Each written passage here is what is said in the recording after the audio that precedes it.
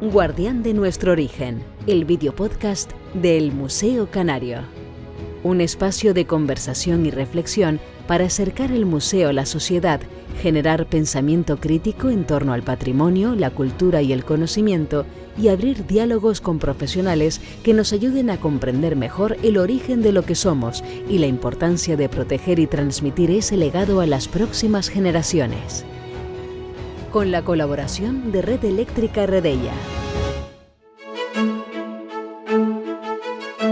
Abrimos las puertas del Museo Canario a Victoriano Suárez Álamo, periodista y jefe de la sección de Cultura en Canarias 7, cuya trayectoria ha estado marcada por el análisis, la interpretación y la comunicación de la realidad cultural desde el ejercicio del periodismo.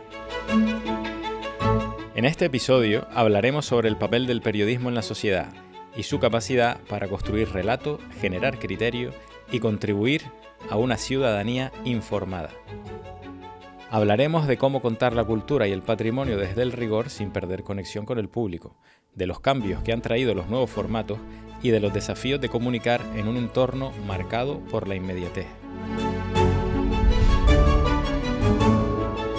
Abordaremos también la responsabilidad de los medios en la lucha contra la desinformación y el periodismo como herramienta para fortalecer una sociedad más crítica y participativa. Un diálogo que nos invita a reflexionar sobre el valor de la información, el compromiso con la verdad y el rol del periodismo en la construcción de una sociedad más libre. Victoriano, bienvenido a Guardián de nuestro origen. Gracias. Bueno, pues hoy vamos a hablar de la importancia de contar historias, de contar lo que pasa con responsabilidad y sobre todo del papel del periodismo en medio de todo este contexto de inmediatez que nos rodea. Uh-huh. ¿Qué papel consideras que tiene el periodismo en la vida pública canaria actualmente?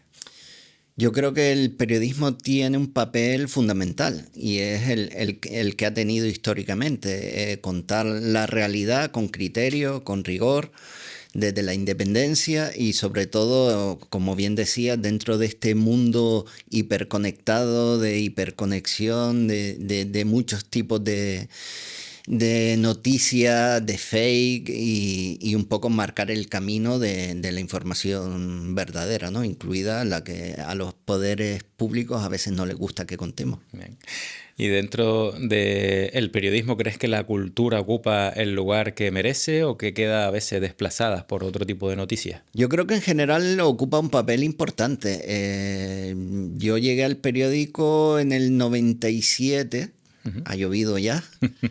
Y en aquellos momentos, por ejemplo, cultura iba dentro de la sección de sociedad, mientras que ahora cada sociedad tiene su apartado y cultura tiene el suyo, ¿no? Eso yo creo que ya marca un camino y no solo era Canarias 7, sino prácticamente todos los periódicos nacionales.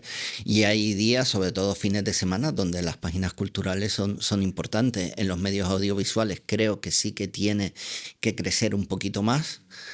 Y en la radio, por ejemplo, sí que tiene un papel importante, por supuesto. ¿Y qué responsabilidad crees que tienen los medios a la hora de construir el relato de una sociedad? Pues yo creo que tienen un papel clave, de ahí el que históricamente se les conozca como el cuarto poder, ¿no? El que un poco equilibra los otros tres poderes fundamentales dentro de la democracia, ¿no? Yo creo que el periodismo debe intentar, dentro de la medida de las posibilidades que tiene, crear una masa crítica, crear una capacidad de análisis que yo en ese sentido soy bastante pesimista, creo que se está perdiendo en las nuevas generaciones con tanto consumo rápido de la información. Claro. Y creo que una visión más sosegada y más en profundidad de lo que pasa a nuestro alrededor es fundamental para entenderlo, ¿no? ¿Y cómo se puede contar hoy el patrimonio de manera que no resulte demasiado académico, sino que sea posible acercarlo al conjunto de la sociedad? A veces es complejo porque quieres que lo que estás contando lo respete lo que el técnico te ha contado, Claro. Porque al fin y al cabo somos transmisores de una información, pero también tienes que intentar que cualquier persona que desconozca por completo de lo que le estás hablando te entienda, ¿no? Entonces, yo ahí siempre me pongo en mente la idea de que lo que estoy escribiendo lo tiene que entender y tiene que respetar los criterios básicos de la persona que me lo ha contado, que es el especialista, pero que mi vecino, cualquier familiar o que un amigo sea capaz también de entenderlo. Otra cosa es que después, evidentemente, le interese más o le interese menos el tema. Pero sí procuro escribir pensando en los demás y no pensando en mí. Bien. ¿Y qué errores crees que pueden o podemos cometer las instituciones privadas, públicas, a la hora de transmitir el patrimonio, a la hora de difundirlo? ¿Y de qué manera podríamos corregirlo o modificar un poco los discursos? Yo creo que las instituciones en general, no solo las culturales, deberían olvidarse un poco de las redes sociales y centrarse más en los canales tradicionales. Evidentemente yo voy a defender mi casa, que son los canales tradicionales, ¿no? La prensa escrita o los medios de comunicación tradicionales. Pero sí creo que tienen que atender, evidentemente, la nueva realidad, y la nueva realidad son los nuevos formatos de las redes, ¿no? Que algunos están muy bien y son muy serios. Al igual que también es una tarea que tenemos que hacer los periodistas, olvidarnos tanto del tweet y más el ir al contacto directo a la fuente física, es decir, a la calle, pisar la calle. Y creo que las instituciones tienen también que buscar la manera de pisar la calle más allá de esos formatos que son importantes, pero también el contacto directo. Ustedes lo saben mejor que nadie, los programas pedagógicos son fundamentales y el contacto directo con la ciudadanía.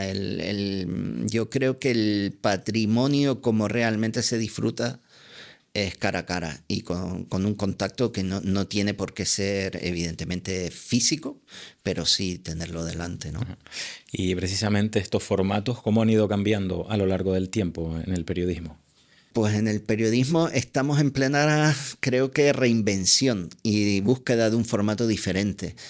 ¿Cuál es el camino a seguir? Yo no lo sé y creo que prácticamente ninguno lo sabe, ¿no?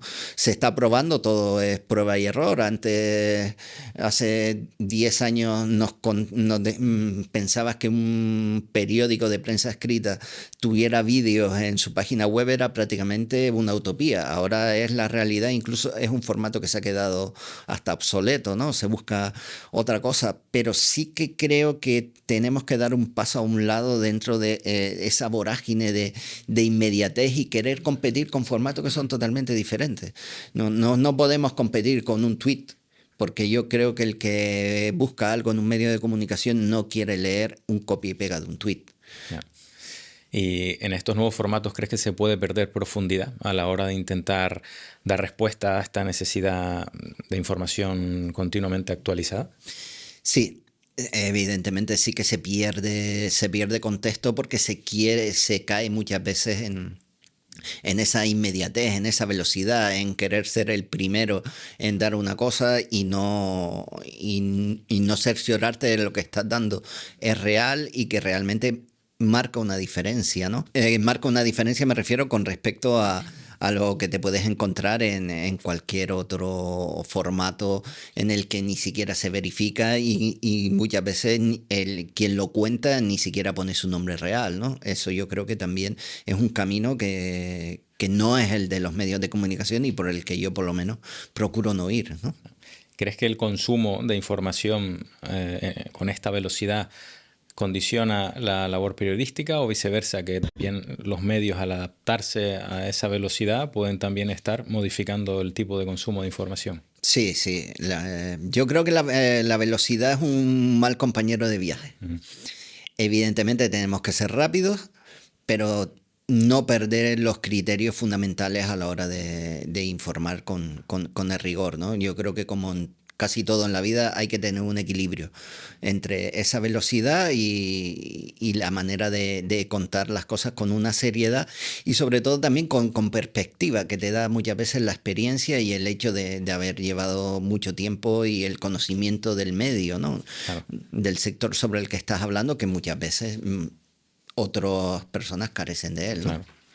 ¿Y crees que sigue siendo posible despertar pensamiento crítico como labor fundamental final del trabajo periodístico? Yo creo que sí.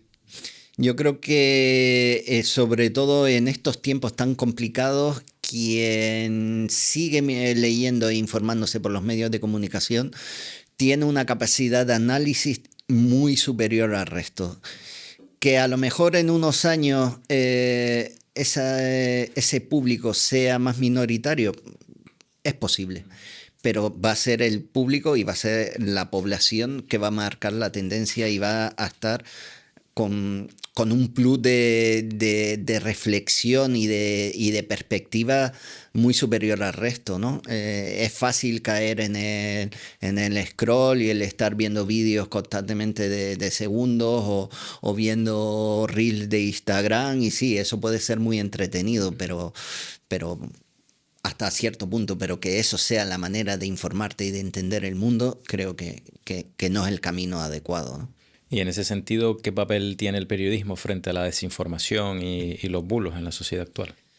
Pues yo creo que tiene un papel fundamental y es, vamos a ver, los bulos y los fake en general son un gran problema de la información de este siglo XXI, ¿no? Y yo creo que la manera de luchar contra ello es fortalecer la marca. Es decir, quien te lea y vea esa cabecera sabe que lo que se pone lleva un filtro. Y evidentemente no somos superhéroes y a veces nos podemos equivocar, por supuesto, yo soy el primero, que nos equivocamos o que una fuente te cuenta una cosa y tú creías que era 100% y lo habías verificado y la realidad después ha ido por otro camino, pero eso es inevitable. Pero sí que, y volviendo a lo que comentabas antes, evitando esa inmediatez, esa velocidad y sobre todo con el contacto directo y con el pisar la calle. Para mí el periodismo es pisar la calle. Tienes que hablar con los artistas en persona, si puede, por lo menos en mi caso, ¿no? Desde el punto de vista cultural.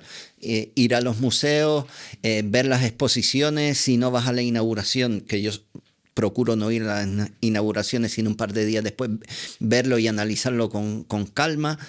Y eso es fundamental porque al final te da un bagaje y te da una perspectiva y una mirada diferente que te ayuda a entender enseguida muchas veces en cuanto ves, dices esto ya es un fake o un bulo y no lo voy a transmitir al resto, ¿no? Claro.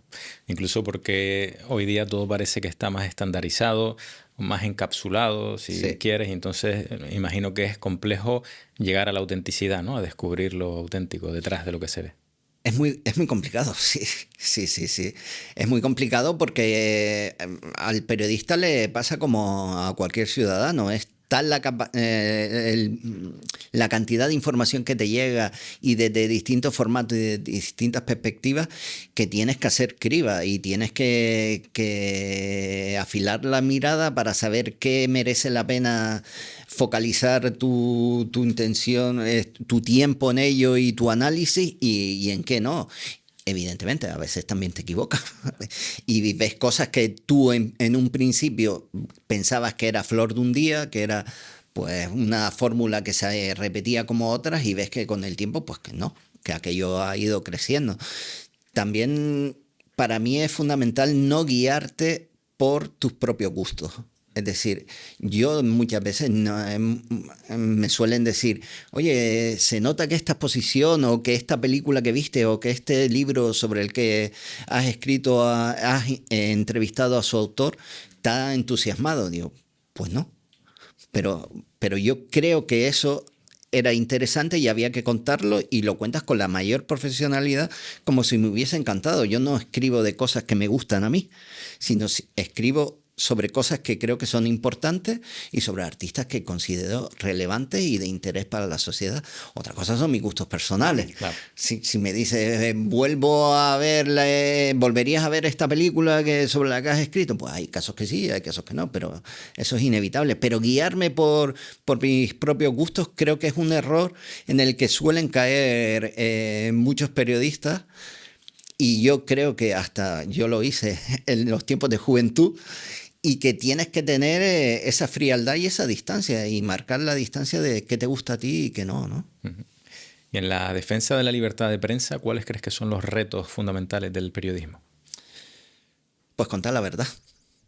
Contar la verdad siempre, aunque sea incómoda, y sobre todo aunque sea incómoda para los poderes fácticos, ¿no? Claro. Eso a veces es complicado, es difícil, hay muchas presiones.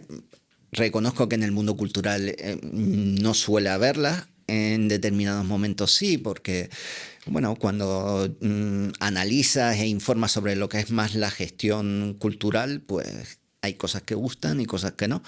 Pero creo que es fundamental también contar la realidad y contarle a la ciudadanía a dónde va el dinero público. Ajá. Porque tenemos que tener en cuenta que prácticamente casi la totalidad de la vida cultural se financia con dinero público.